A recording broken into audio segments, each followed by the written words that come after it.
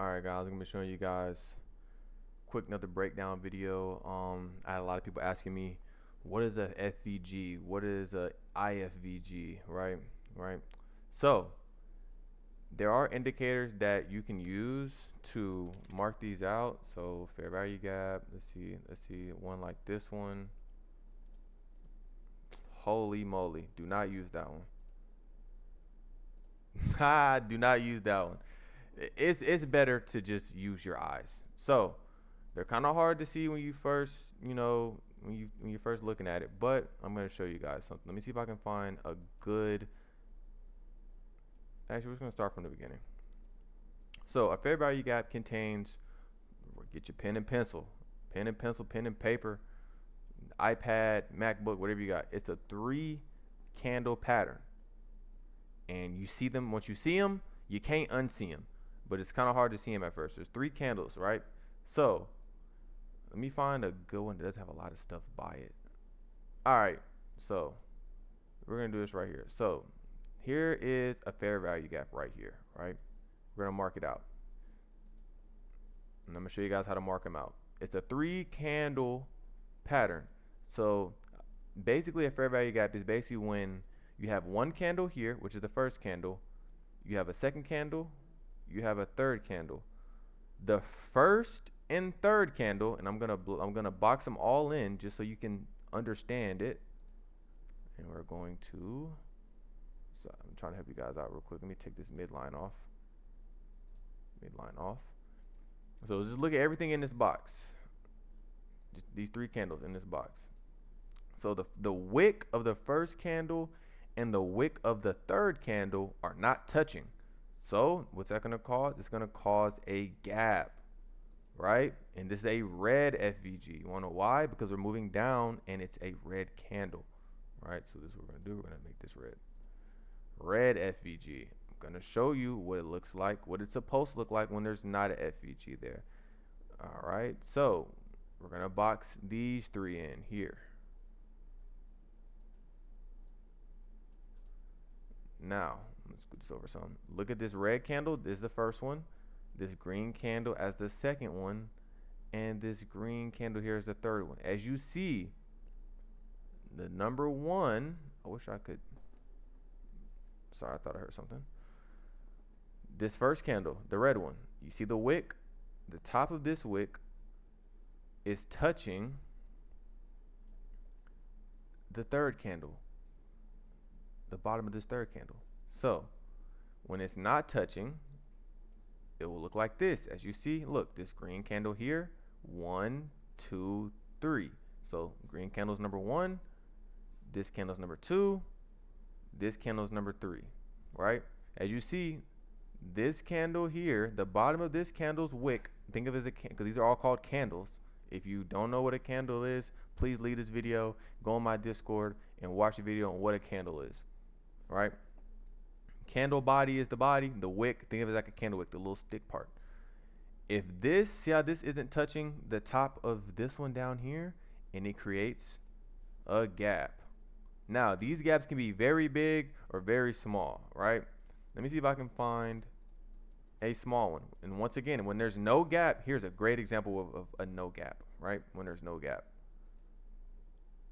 The only reason I'm putting boxes around this is just so I can make it simple for you guys, so you guys can see what I'm talking about.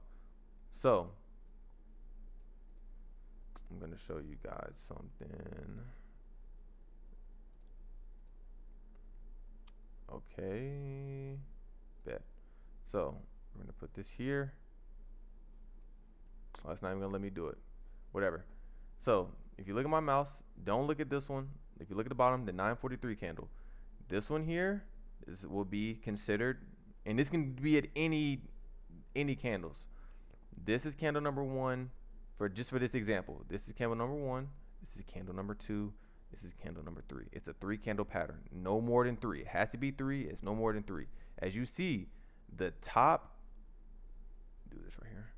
The top of this wick is touching the bottom of this wick, of this candle. So that's why there is no gap. If you look to the left, we have a gap right here. Candle number 1 is this green one. Candle number 2 is this green one. Candle number 3 is this red one up here. As you see, actually use this direct side-by-side comparison. As you see, the top of this wick is not touching the bottom of this third wick, causing this huge gap.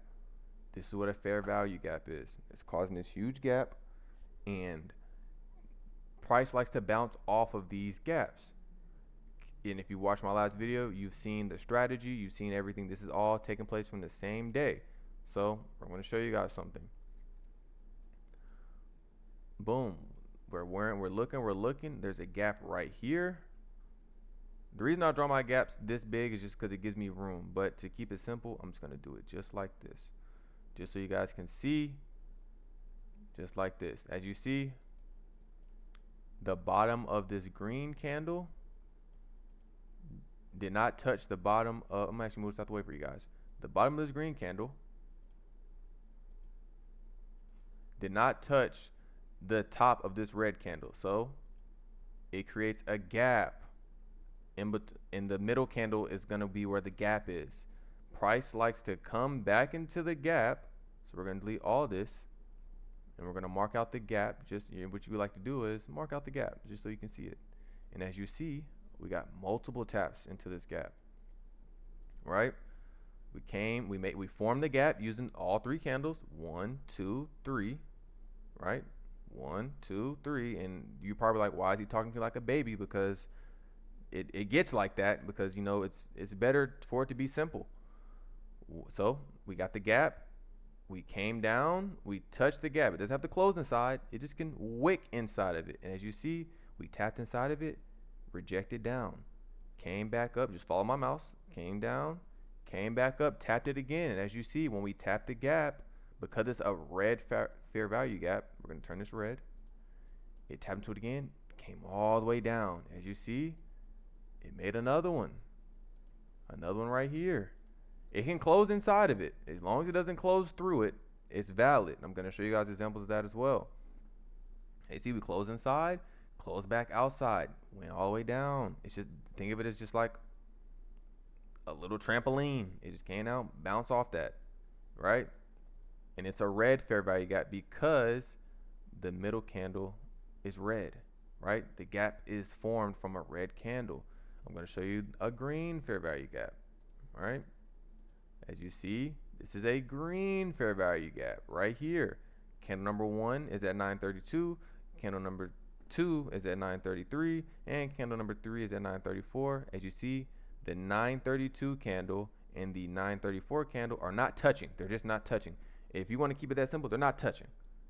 So it creates a gap. And as you see, we tapped into it on this green candle, tapped into it, got a huge spike up. Now, for this gap to be invalidated, the candle has to close outside of the gap, right? As you see, it almost did here. It's still valid. This next red candle closed all the way down here outside of the gap. Means it is invalidated. You can delete it.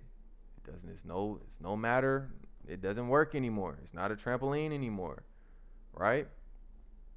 And for my people who are a little bit confused on just all this stuff, which you really shouldn't even be on this video if you don't know how candles move, just simple terms: red candles move down, green candles move up, right? The market is still open, so I'm going to show you guys an example. You see this right here? It's moving pretty slow because that's just what it is. Actually, I can show you guys an even better example. Let me show you guys something really quick.